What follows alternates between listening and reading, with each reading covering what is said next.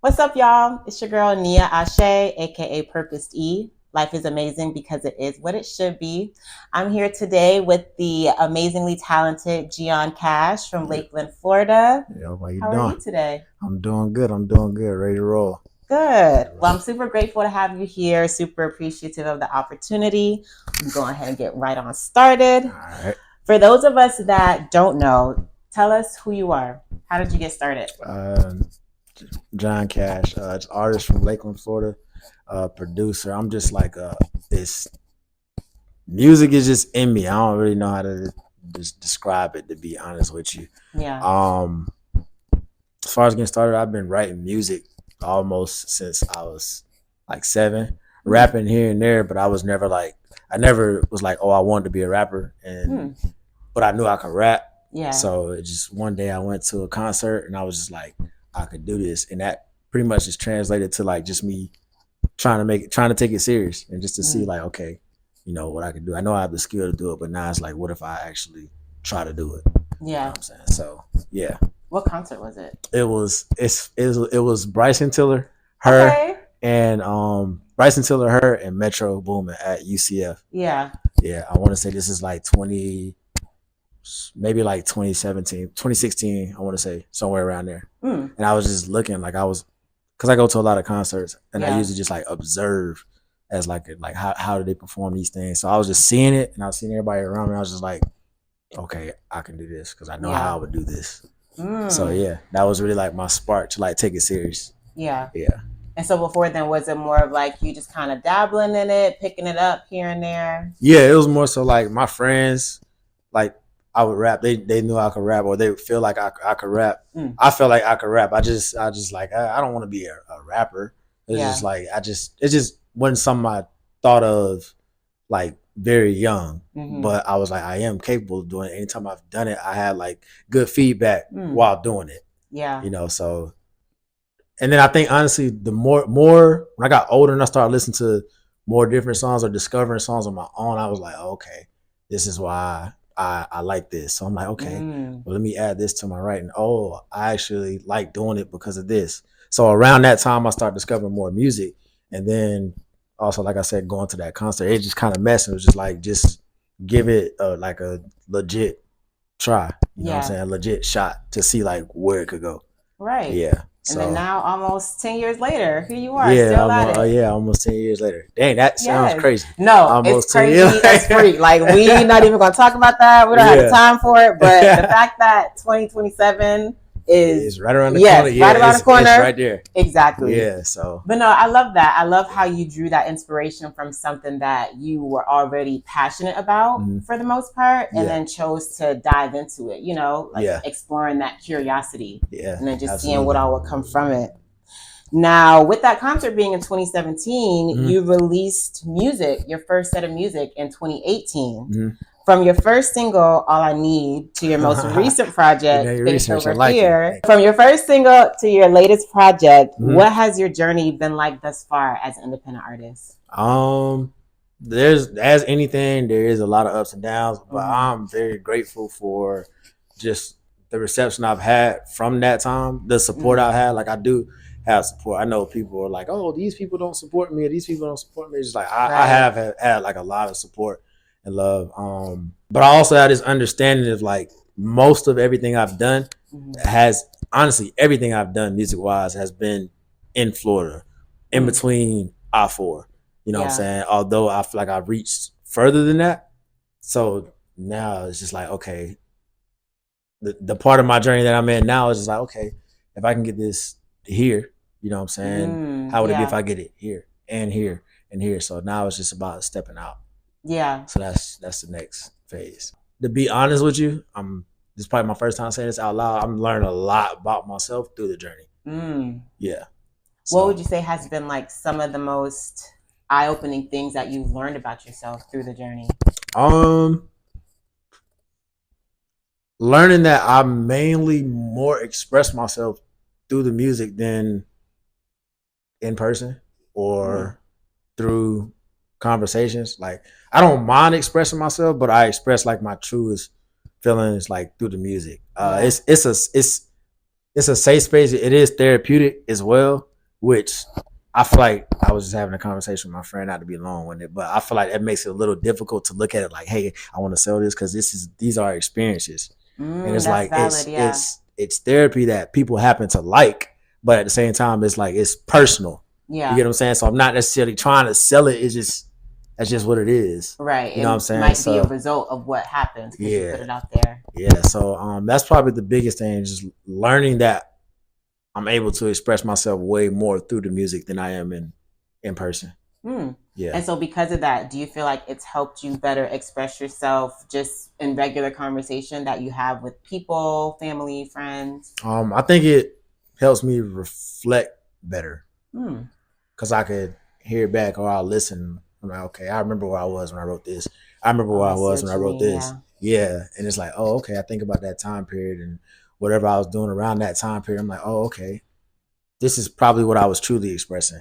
This is how I was truly feeling around that time, like when I look back on it. You know what I'm saying? So yeah. And I'm sure there were those moments where it's like after you wrote the song and then reflecting on when it actually happened, it was probably like, dang, I could have maybe approached that a little bit better. Yeah, or it's like, or this is what you were really saying around that time, or this is how you were really feeling, or this is why you was feeling like that around that time. Like I'm always trying to find the why, and I might change that thinking pattern because it's not always the healthiest. It works in cases, but it's like I'm always trying to find the why. But I find the why most of the time about myself, like through the music.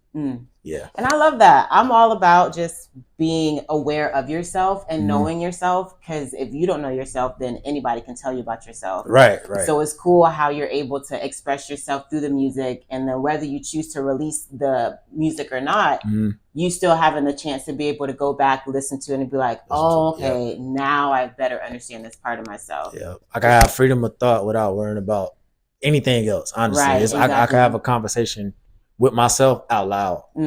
So yeah, which can be probably a lot more freeing than trying to have it with people and working around their perspectives, mindsets. Most definitely, because it's like, you could tell me something, I could give you an opinion or a perspective on it, but I truly don't know everything around what you know what I'm saying. So if you're listening to yourself and you know everything about where you were at in a specific time, place, but you're also growing in the process and you can go back and hear that, it's like leaving that space and time in between, I feel like helps you grow, in my opinion. No, for sure. Yeah. I agree. That's probably the what I'm on now as far as the journey. Yeah.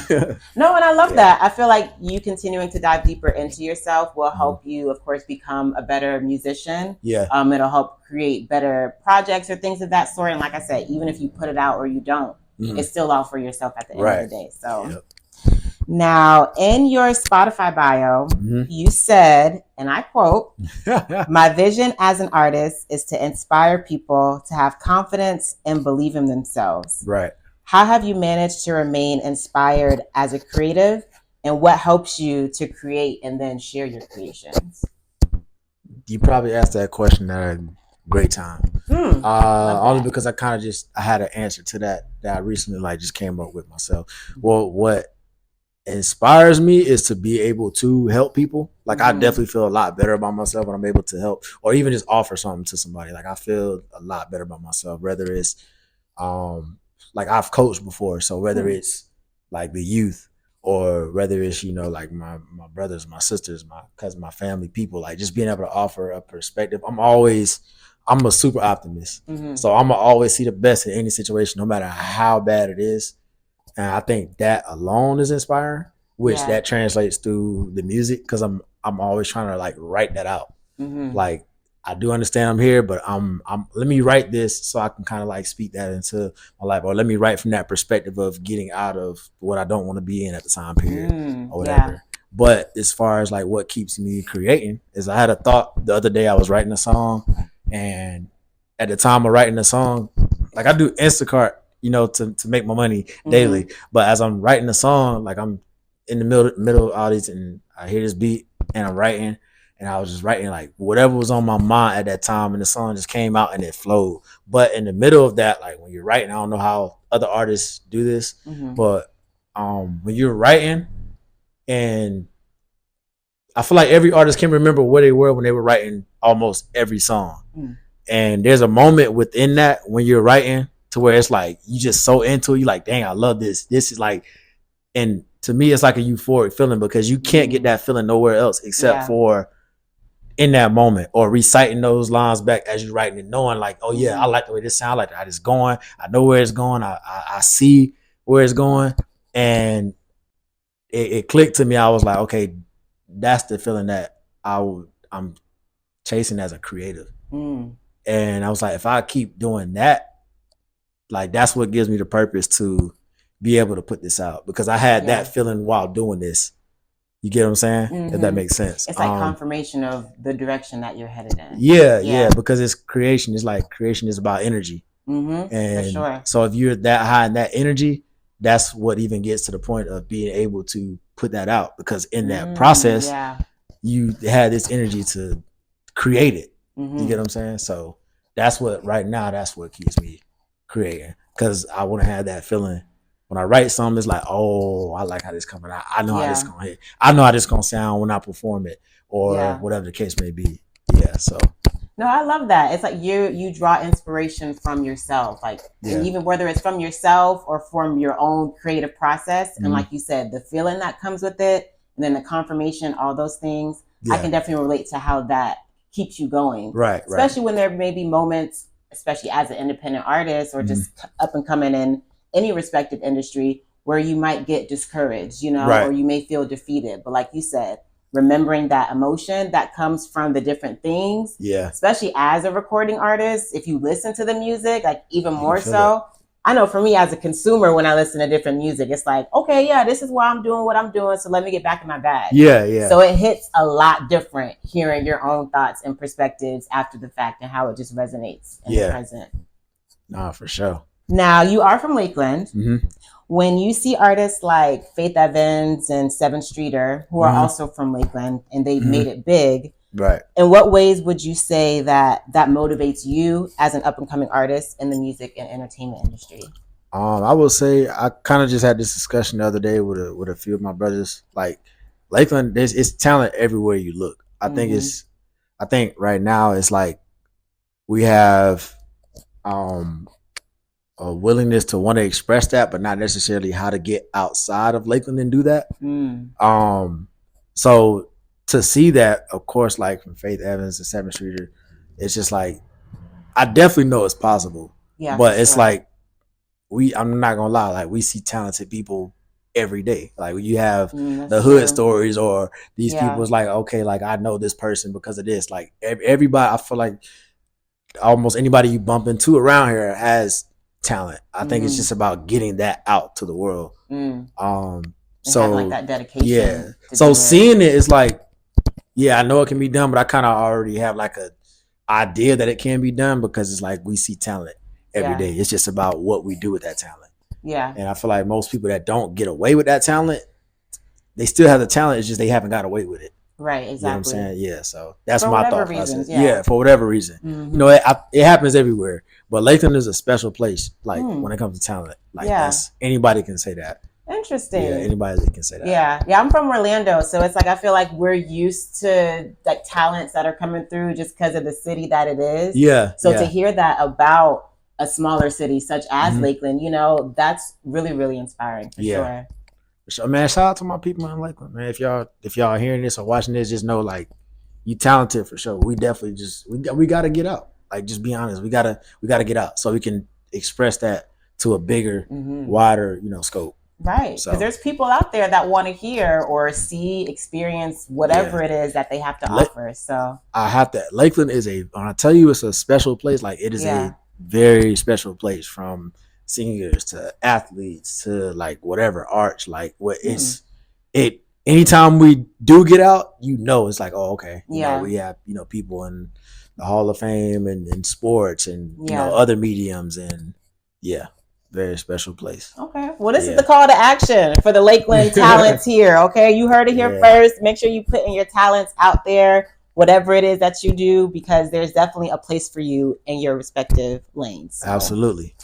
Now, going back to your second EP, Faith Over Fear, you released that in 2024. What was that process of creation like for you? And how would you say you've grown from your first EP to your second one? So I'm not sure if you missed it. I had one in 18.